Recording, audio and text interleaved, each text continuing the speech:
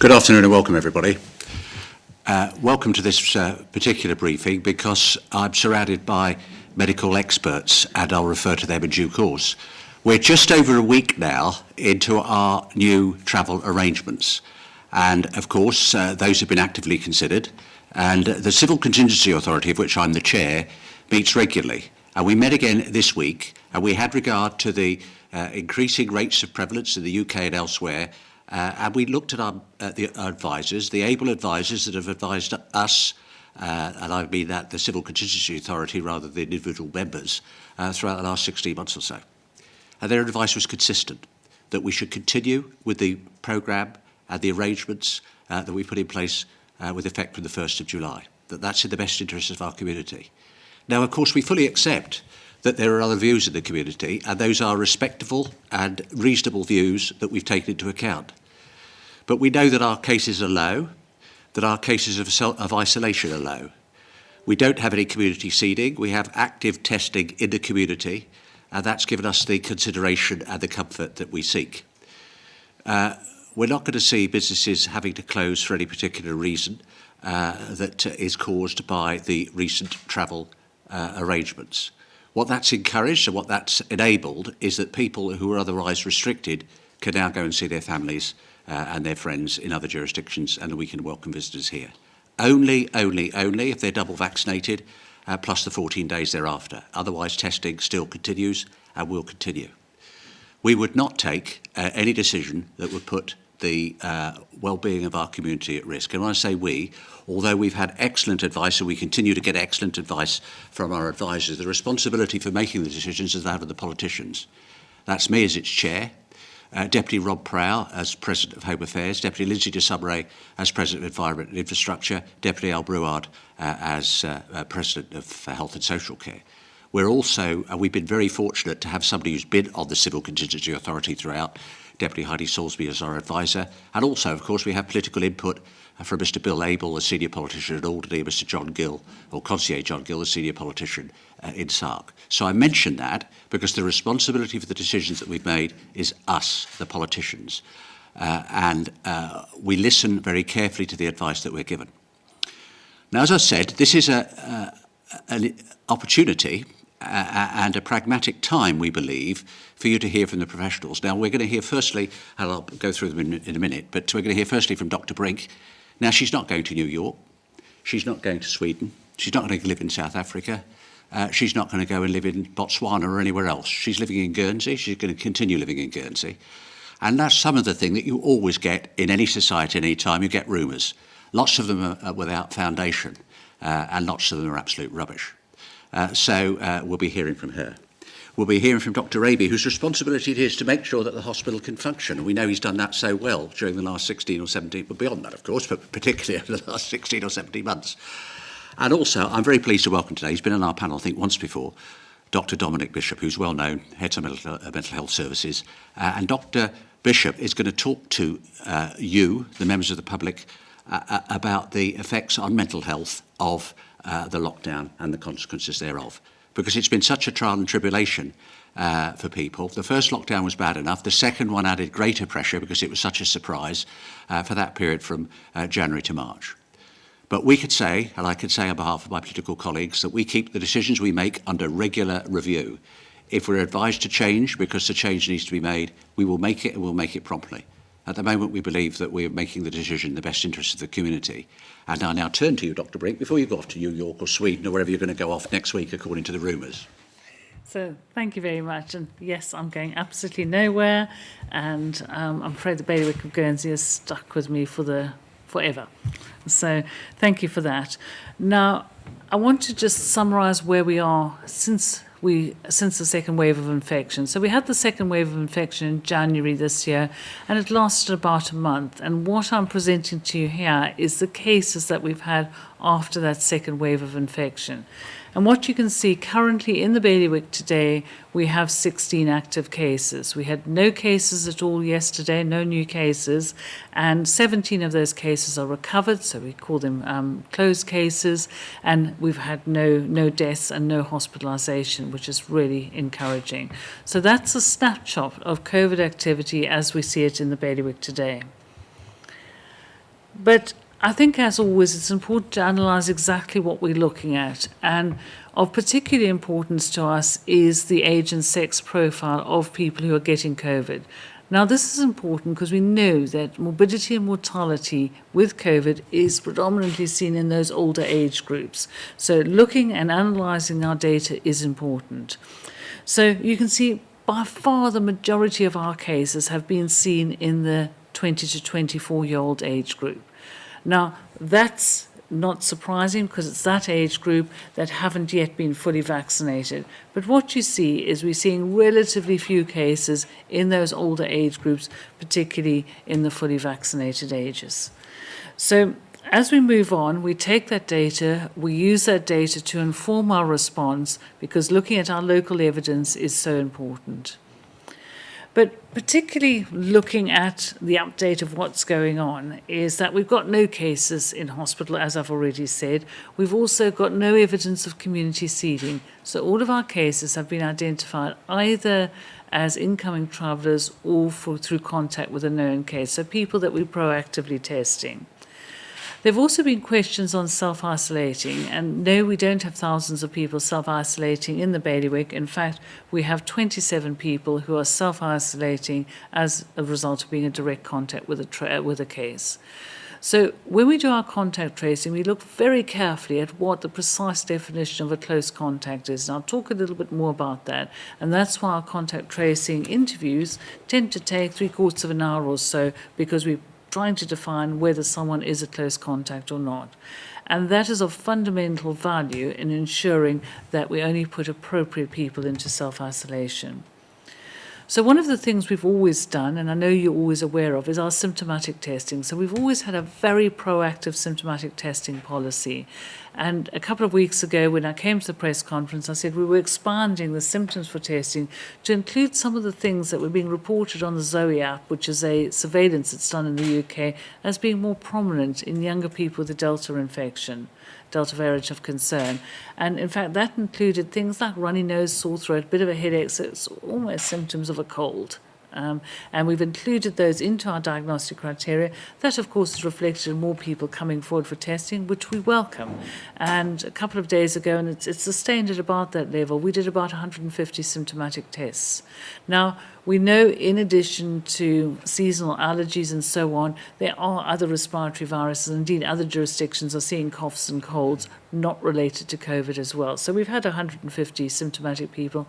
None of those people had COVID. So I think that provides us with important evidence to continue to inform our response. So moving forward, our testing strategy has always been central to how we manage COVID in the bailiwick. And the symptomatic testing I've already spoken about. But the symptomatic testing doesn't only include those who contact our helpline, it's also through primary care, our emergency department, and so on. So we have a broad blanket where we look for various symptomatic people. Now, in addition to that, we have surge testing. So surge testing only happens when we have an area of interest. So we're not doing any surge testing at the moment, but we've retained the capacity. And of course, should we identify an area that we're concerned about, we absolutely will do surge testing. Our surveillance testing doesn't only look at our testing that we do within the community. So it doesn't only look at the surveillance we do on bailiwick law enforcement, education, various frontline staff. It's broader than that. So we try and define areas that are of a potential risk. So, for example, is within education, if a child or a member of staff have been off island in the past 14 days, we will test them within 48 hours of returning to school. That provides us with that additional level of protection. And indeed, we're extending that to over the holidays, using that same system we've used within education, is to testing anyone, any child or adult who have been off island in the past 14 days before they return to a holiday club or other holiday activity. And again, what we're doing is looking at protecting our community as much as we can. But I think it's also important to link that with a healthy realism. We are moving forward. We need to learn to live with COVID. We will see cases in our community. We may indeed see outbreaks of infection, and that we are expecting, and we are prepared for it. The contact tracing program is fully operational. Our contact tracers are fully trained. We continue to have a bank of trained contact tracers who are back in their day jobs. Within a heartbeat, they will join us. We've had huge support from within the states of Guernsey and actually from employers beyond the states of Guernsey. And should we need those contact tracers, they will be back with us doing their job. So I think, again, that provides hopefully a level of assurance that all of those programs are still operational. The sequencing of variants of concern, that program's going well, and we hope to have that operational by the end of July. So again, provides us with an additional way of analysing any risk posed to us within the bailiwick.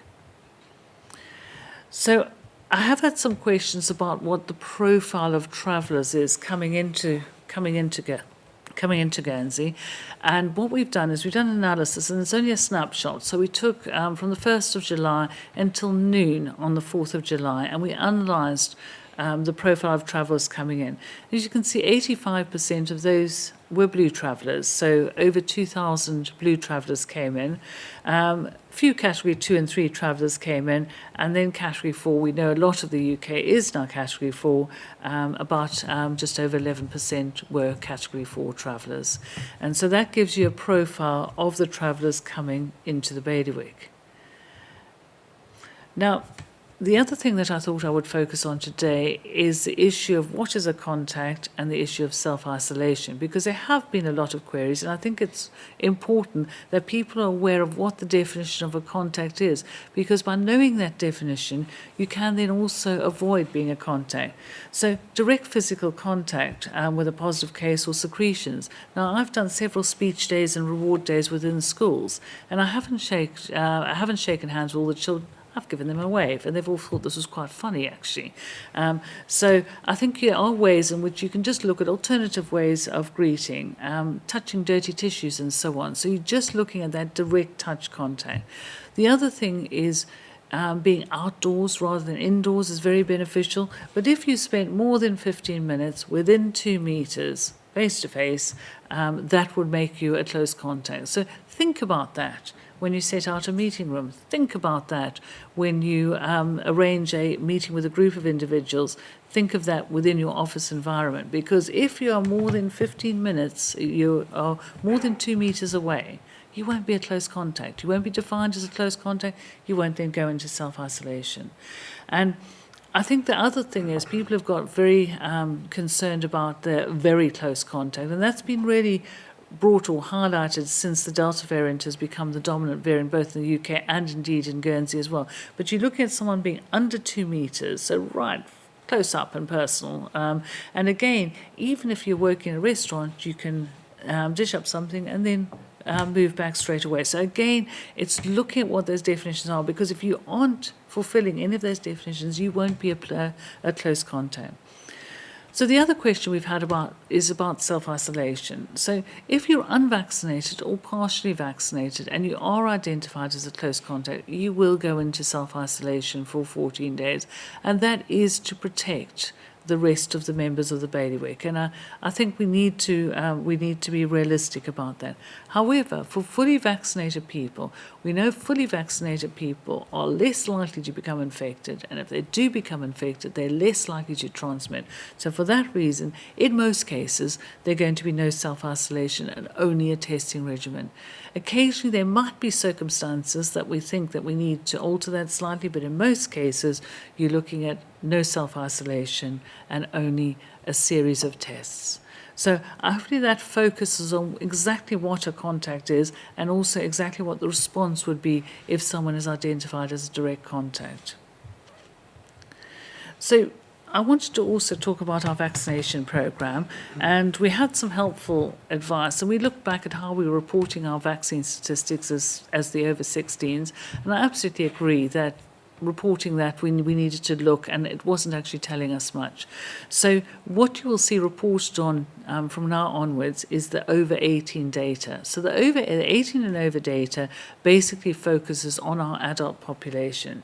And what you can see now is that 93% of our adult population have had at least 1 dose of vaccine. That is a tremendous response. And we also know that 72% are now double vaccinated.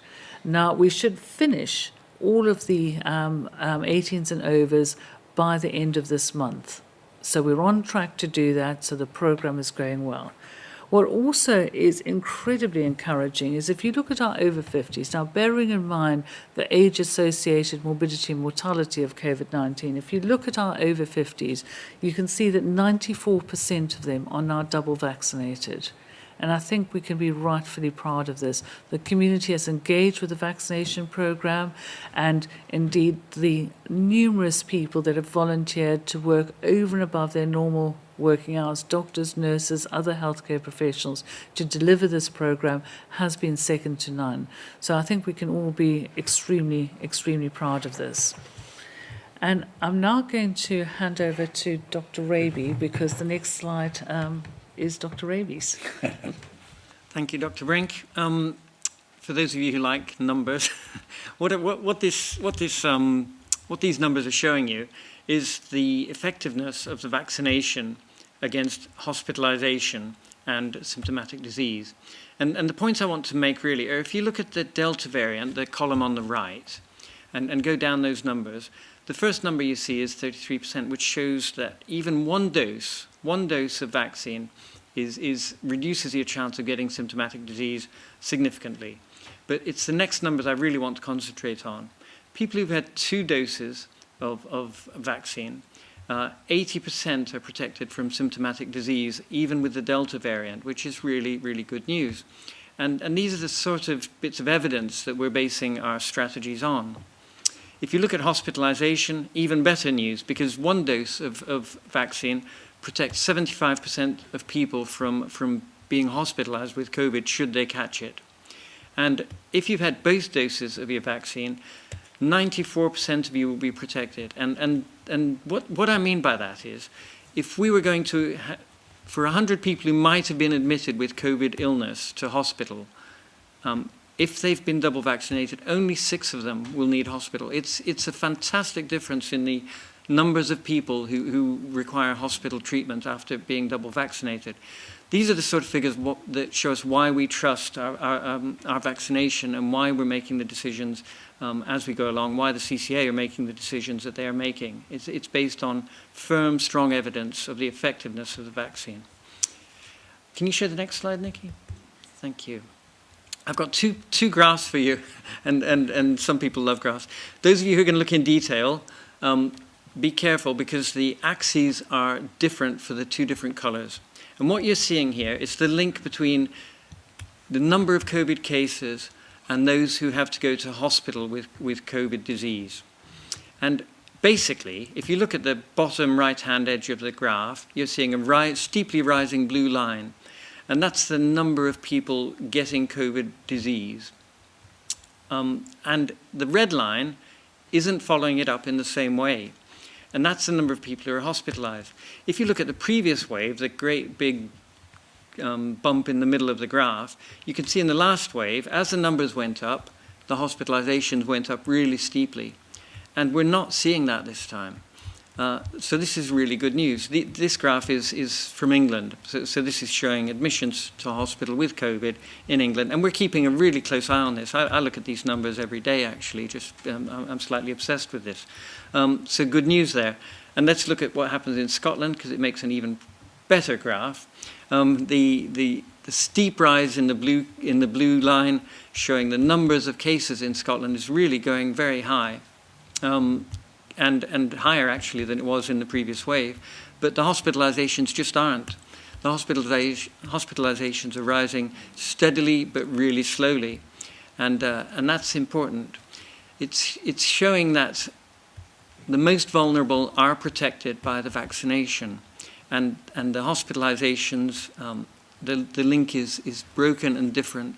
So what we're saying is we're a much safer place for people with COVID now than we were because of the vaccination. And that's showing in Scotland, it's showing in England. And if you look at Jersey figures, with their 820 cases, only 4 in hospital, they're seeing exactly the same experience there, except that they've got 820 cases and we've got 17. So that's all I'm going to talk to you about, those graphs, and I'm happy to take any questions if you want to go into detail on that. The other thing I've been asked to talk to you about again is just to touch base on the medical cell guidelines, because the medical cell met again this week. Dr. Graham Beck chairs that. Really effective to have guidelines for all of how we manage suspected COVID and actual COVID in the community, in A&E, in primary care, and in the hospital, and in intensive care, right through. And people always ask, where are we with ivermectin? Because there's a lot of noise about ivermectin out there. And I'm afraid that the evidence base still isn't there. There's been a meta-analysis published in the Infectious Diseases Journal just at the very end of June, which says on the current evidence of randomized controlled trials, it's not an effective treatment for COVID. But we all know that the principal study at Oxford University is looking at this, and we will keep you updated on that one. If there's good evidence for ivermectin, we will be delighted, because it's very cheap and it's easily available and it's not got very many side effects. So there's no conspiracy to keep ivermectin out of Guernsey, but there's just no evidence to introduce it yet, and we're keeping a close eye on that. Thank you very much indeed, Dr. Raby. And we welcome Dr. Bishop. Dr. Bishop. Thank you, Deputy Fairbrother, and many thanks for inviting me to come and speak to you again today. I've been asked to speak a little bit about the psychological impact of the last 18 months on our population, and maybe also to give some thought about what could be helpful and what will be helpful as we move forward. On the first occasion I attended the briefing, I can clearly remember speaking about how well the population was managing with what was then a really unprecedented situation, but who knew that it was going to last so long? I don't think anyone predicted that we'd be sat here 18 months later. At that time, there was also a huge amount of speculation and interest amongst the press, indeed the global press, that there would be a second pandemic, a mental health pandemic across the world. And this truly and genuinely hasn't been the case either in Guernsey or beyond. When I spoke on the second occasion, I think during Mental Health Week, I spoke about kindness. I encouraged people to be aware of those around them, to support each other, and to be aware when they were struggling themselves. Today, these two topics, I'm afraid, are still what are in my mind, and I'm going to speak about them again today. But my views have changed somewhat, and I suspect many of yours have too. I think that I speak for the majority of the population when I say that actually the second lockdown and 2021 in general has been much more of a difficult experience in the initial phases of the pandemic. During 2020, to me, and I think to others, there really appeared to be a genuine sense of togetherness and positive community spirit. The community was supporting each other, and some were actually thriving. To me, I'm afraid this has abated. People are stressed, they're exhausted, they're experiencing compassion fatigue, and there's also appears to be a tendency towards mistrust towards the team that actually have supported us through this pandemic. And that's despite the fact that actually, if we think about our facts and figures, we're doing better than pretty much anywhere within the surrounding jurisdictions and Europe itself. I think it's probably fair to say that also there are very few people who haven't been negatively impacted in some way at some time by the last 18 months. But it's had different effects in different people. Some have struggled with lockdown and isolation, but others have found these periods really containing and managing their anxieties, but then conversely have really struggled with easing. Many have spoken about missing loved ones, both in UK and beyond, and really the need to escape the rock for that rejuvenation that we've all missed. We have seen an increase in mental health referrals, and those who are presenting to the service are often more severely ill than we normally see. And of concern also is many of them are first presenters, and they're from demographics, that's ages that we don't normally see first presenters of illness. However, as I say, this isn't to the level of a mental health pandemic, and services are still coping with the presentations, and we are not overwhelmed. I'm afraid we're also seeing a marked increase of complaints across the board. Staff relationships have deteriorated, and the positive sense of team spirit has diminished. And I think people are burnt out.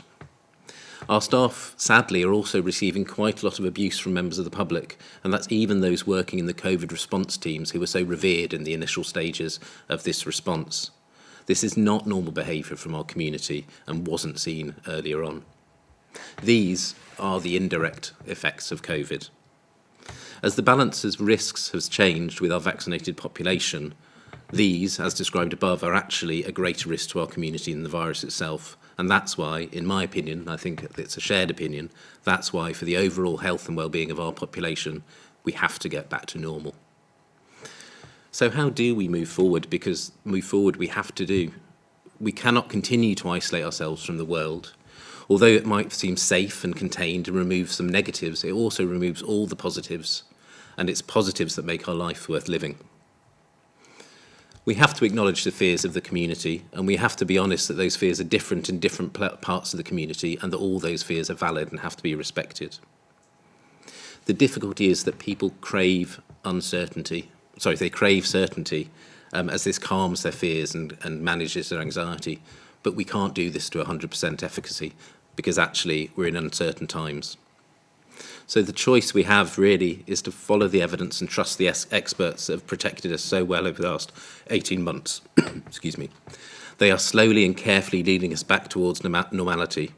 But we also have to be realistic. As individuals, as groups, as families, as a community, we have to be able to tolerate a certain amount of fear and anxiety.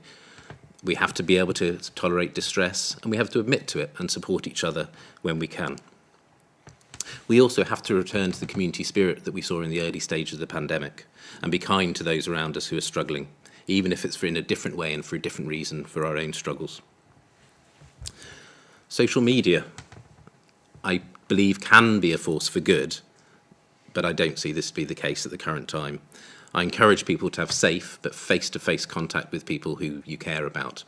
Do not recede into an online world of angry opinions and abuse. It's not helpful for anyone. Guernsey did incredibly well during the initial phase of the pandemic, but we are now struggling despite the fact we're in the best situation we have been. We finally have sight of the end of the acute phase, and we must get in a position whereby we live with COVID safely for what may be several years to come. So my advice really is fairly similar to right the way through this. It's keep hope, be kind and respectful to everyone, do feel safe, and trust the team that have led us so well, but also support each other in the way that we know this community has and can in the future. Thank you. Thank you for those very powerful words, Dr. Bishop.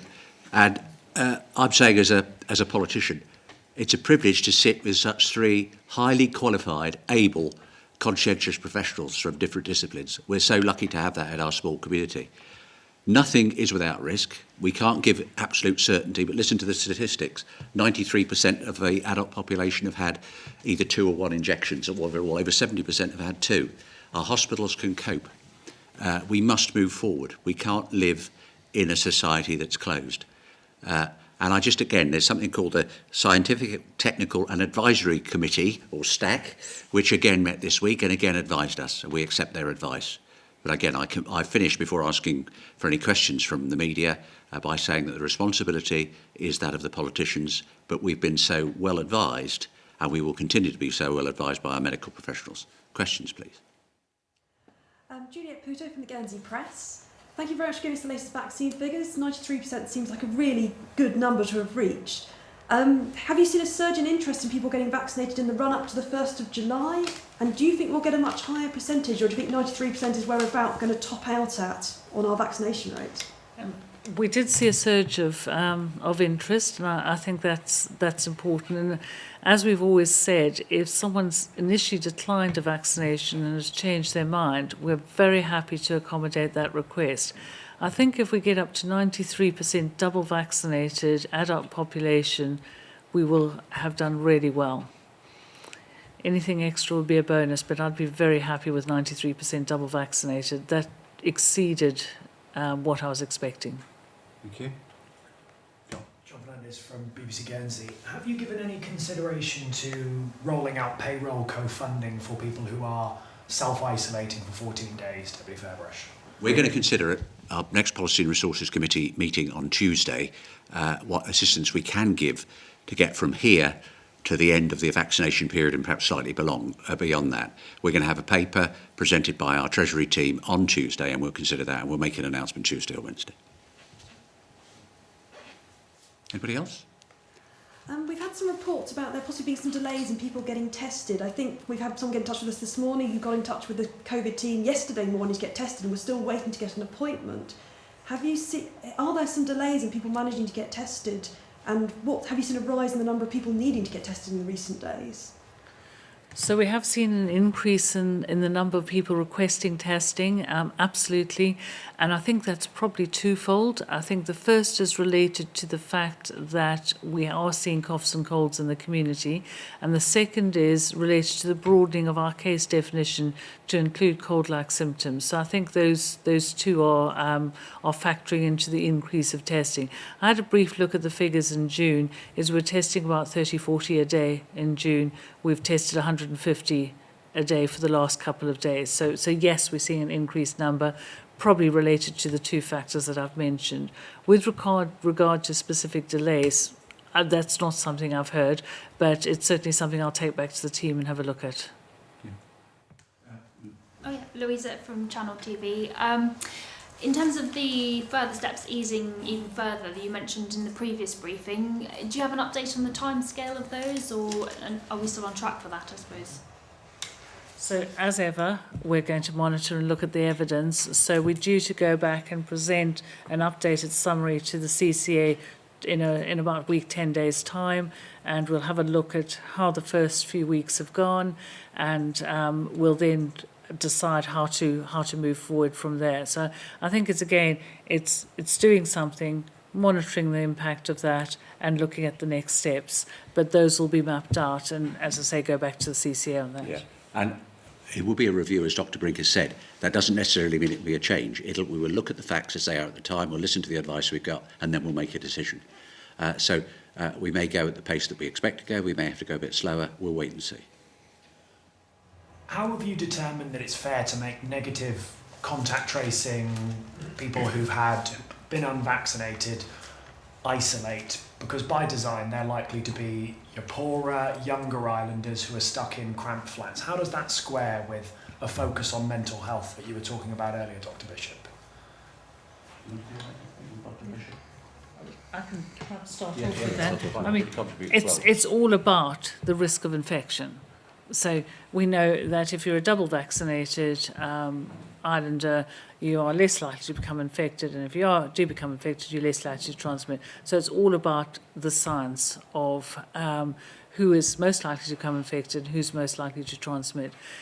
We absolutely acknowledge that there are concerns about self-isolating, but I think throughout the pandemic, there have been difficult decisions. If I can wind you back to the first 6 months of 2020, at that stage, we were most concerned about our hospital capacity, and we asked over 75s to shield, not only to protect themselves, but also to protect our hospital capacity. So they were shielding for themselves, but also to protect their community.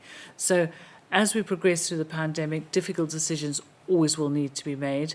I think what I would say is these will be continually reassessed, and we'll be moving forward. And once our population is fully vaccinated and immune, so the 18s and over, which is middle of August, we'll be continually looking to revise the policies and bringing in new relaxations. But again, it'll depend on the evidence as we progress. Is there anything you want to add, Dr. Bishop?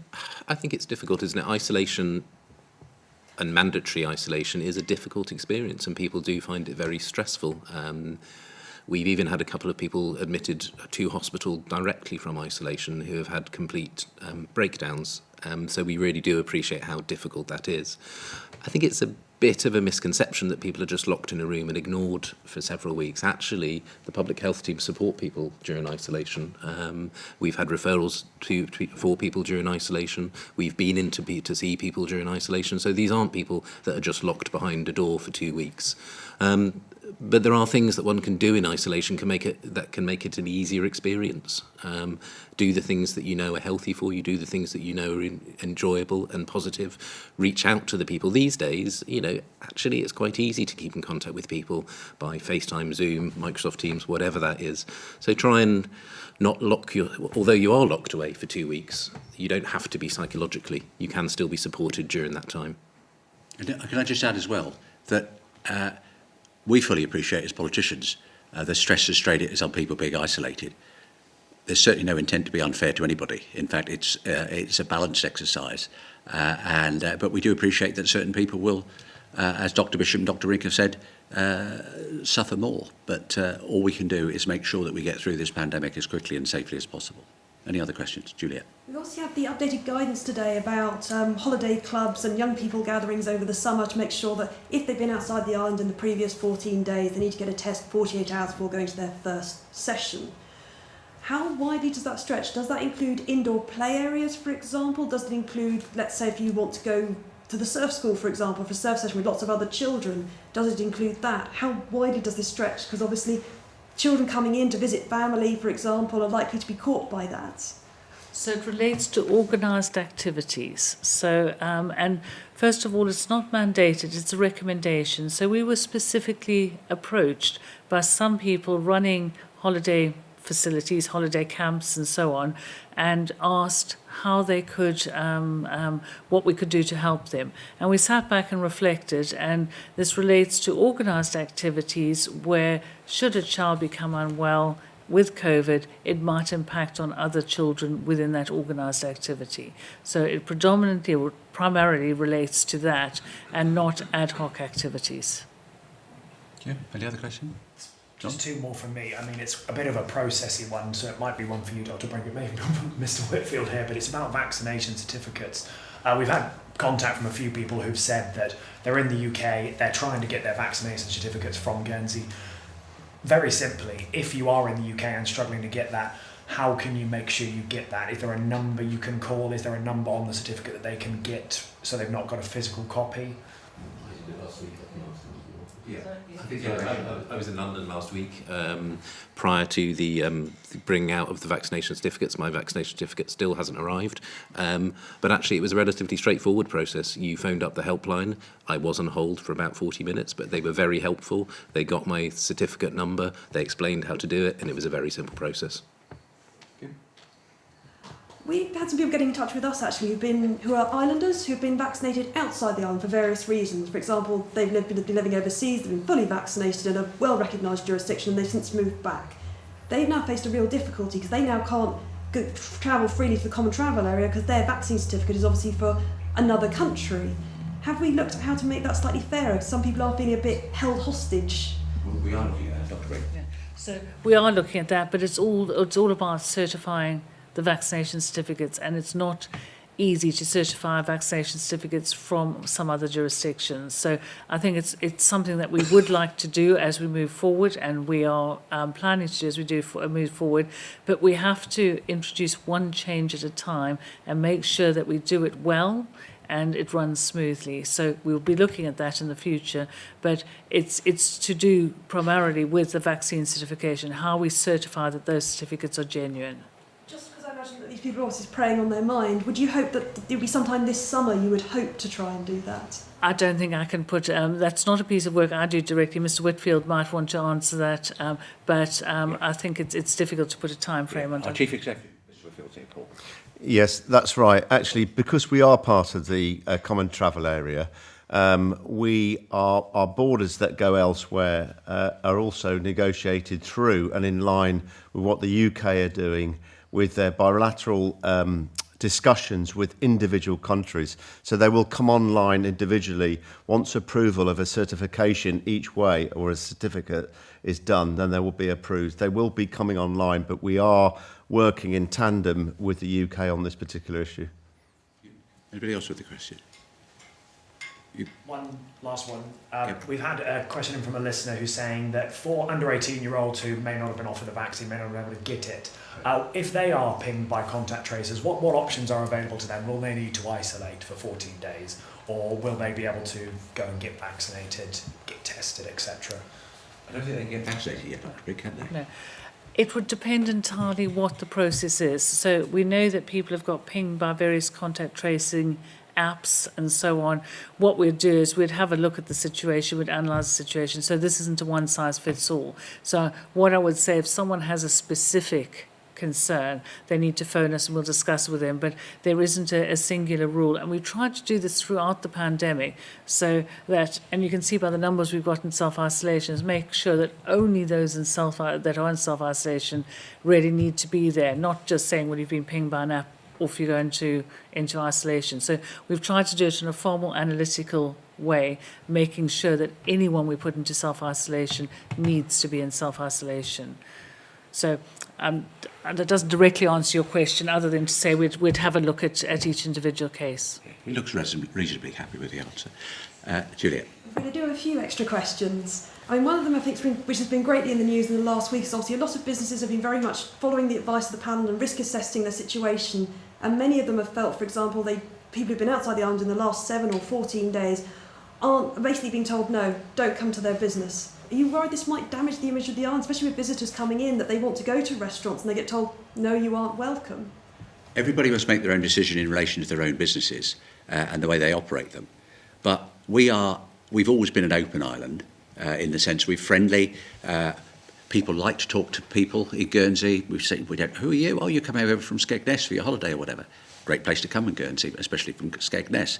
So in relation to that, they come here. We want them to be welcome because, again, going back to the Warren Gatland thing, certain of our community did Guernsey considerable disservice by making ill-judged comments and made us feel as though we were not being open to visitors. So it's a balance. If you don't want people coming into your business, that's fine, but equally, be friendly to people. One final question for you, Deputy Fairbrush. If I were to say it's coming home, what would you say? I would say if England beat Italy on Sunday, I'd be delighted.